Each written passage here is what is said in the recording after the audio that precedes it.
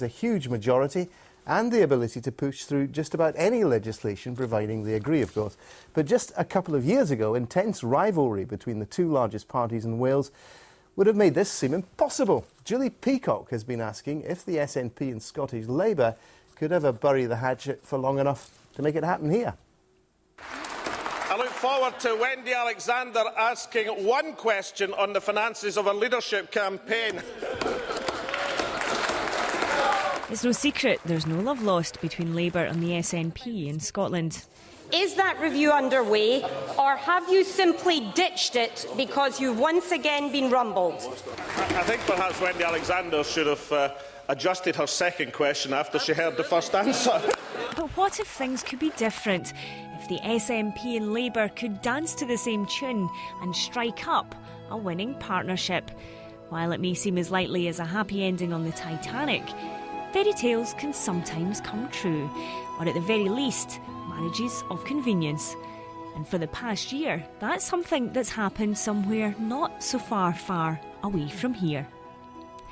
Today is the first anniversary of the One Wales Pact, which saw Labour and the Nationalist Party Plaid Cymru form a coalition, after no party won a majority in last year's election. This coalition is rock solid stable, and we've never had a government like that in Wales since the Assembly was formed. We've either had minority governments or coalition governments with very small majorities.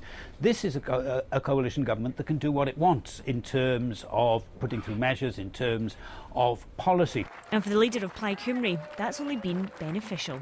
We wouldn't have seen the changes we've seen in the health service. We wouldn't have seen the investment in housing. All those things, I think, are crucial. What I think is also important from our point of view is to look at the constitutional agenda, looking, for example, at making the Assembly into a proper parliament and obviously looking for a referendum before 2011. There is something worth celebrating today. And Labour's leader in the Assembly is relaxed about claims that Plaid is taking all the credit for the government's achievements. They, having come into it new, I think have been, good partners in a coalition, but they're the junior partners and we're the senior partners. Nobody can gainsay that. And at a time when we are celebrating the 60th anniversary, or perhaps because we're celebrating the 60th anniversary of the National Health Service, perhaps it's inevitable that they will want to make it a little bit less of a Labourish occasion and a slightly more Plaid Cymru occasion. But that's part of coalition politics, really. Well, whatever the leaders say, this hasn't been a match made in heaven for everyone. Even though Labour members voted 4-1 in favour of the coalition, it was by Rhodri Morgan's own admission that the vote was with their heads and not their hearts. Some believe that 1 year on, Plaid has gained more from the arrangement than Labour.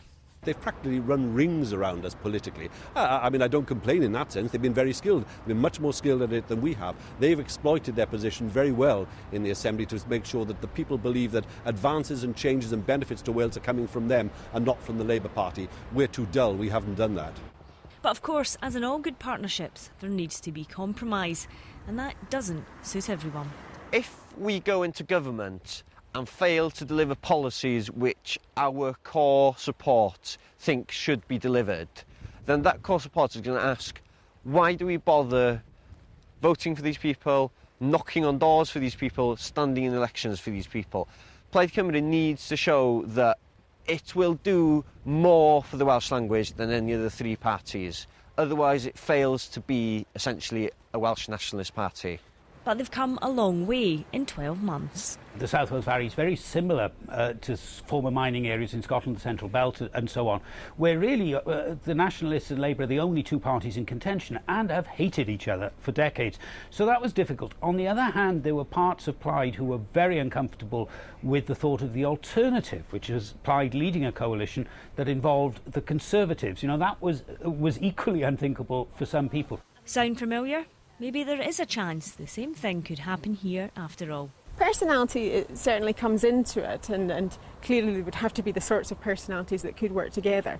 But there is an intense rivalry, certainly, and one of the main reasons for that is that historically Labour and the SNP are competing for the same group of voters. That's why the competition is so intense between them, and I think that's even more the case in Scotland than is the case in Wales. So that also is one of the reasons why it would be difficult to see it happening here.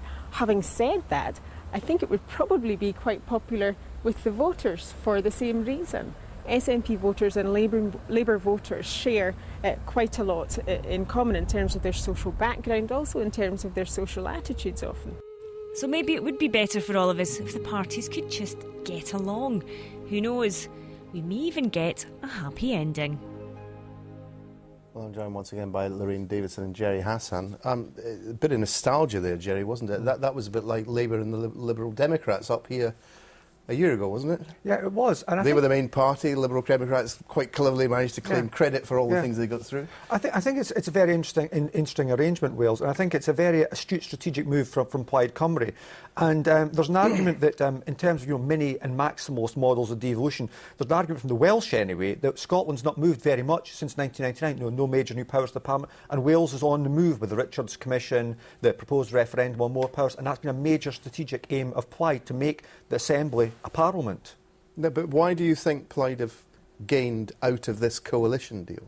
Well, because some of that was happening anyway, wasn't it? They've gained because for a variety of reasons. It's seen as the strategic aim of going for those things rather than kind of going for independence, and it gives stability. When the other option, if you remember, was a Lib Dem Plaid Conservative coalition after the election that basically fell flat because the Lib Dems pulled out. So it's seen as giving stability and seen as giving Plaid aiming towards those strategic aims.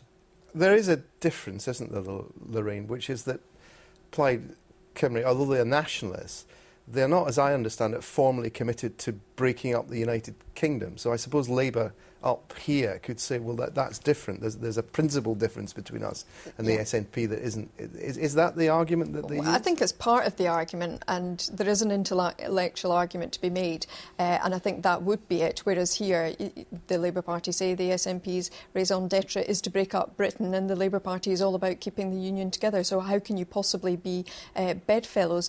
But alongside that, I think the personality issue is a huge one as well. I mean, right from activist level, you've got Labour and SNP activists who absolutely loathe each other, and the number of election campaigns I've covered where it's not been like Glasgow East, it's not been a particularly contentious fight that's been close, and they just, cannot walk down the same street at the same time without, levels of abuse being hurled at each other. And that goes right up to the top. And as long as Alex Salmond's alive, I don't think there'll be any deals to be made between Labour and the SNP. Why is that still there? Because after all, I mean, that's been there for 30 years, hasn't it? And in that 30 years, I mean, a lot of the old class loyalties, for example, have broken down to some extent, even in very working class areas of Scotland. Yet there still seems to be this visceral hatred amongst people who, as was pointed out in the film there, are the same people. Yeah, and I think Nicola McEwen got absolutely right where she pointed to the fact this could actually be popular with the voters. And it's this thing that the parties, Labour and SNP are, absolutely identical apart from independence. And in fact, one of the problems we have in Scotland is that Scottish social democracy, trying to build a progressive consensus in a small country, is quite disfigured and disadvantaged by this split between the two children of that social democracy.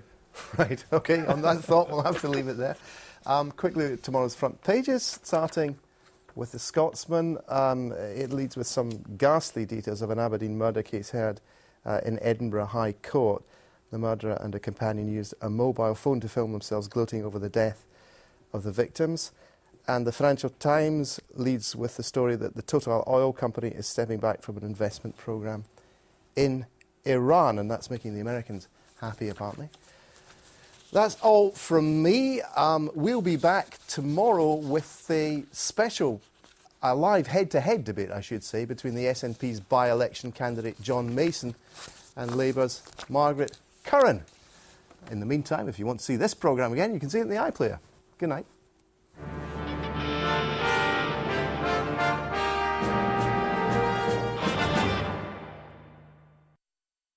Good evening. More heavy rain over